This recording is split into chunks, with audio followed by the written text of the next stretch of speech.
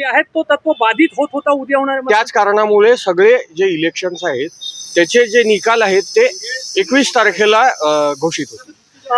सोबतच 21 तारखेपर्यंत निवडणूक संपल्यानंतर अर्धा तास कुठले एक्झिट पोल देखील 20 तारखेचा जे पोल आहे त्याच्या निवडणूक संपल्यानंतरच अर्ध्या तासानंतर एक्झिट पोल हे डिक्लेअर होतील.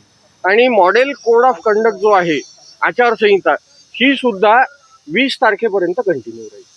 कुठेतरी ज्या पद्धतीने निवडणूक आयोगाने हे घेतलं काहीची नाराजी सुद्धा व्यक्त केली की स्वतः निवडणूक आयोगाने हे करायला पाहिजे होतं. काय म्हटलं कोर्टाने हेच म्हटलेलं आहे की इलेक्शन हे फेअर व्हायला पाहिजे.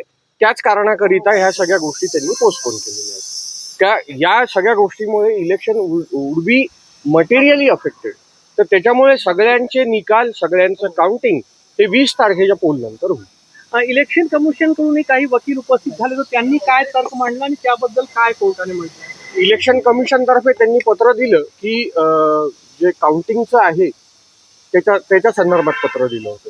मान्य नाही केलं पण कोर्टाने. त्याच्यामध्ये कोर्टाने हेच म्हटलं की आजचे जे इलेक्शन्स आहेत ते कंटिन्यू करा, परंतु सगळ्यांची मतमोजणी आणि सगळ्यांचा रिझल्ट हा 20 तारखेच्या इलेक्शन नंतर होईल, पोलिंग नंतर. तर खूप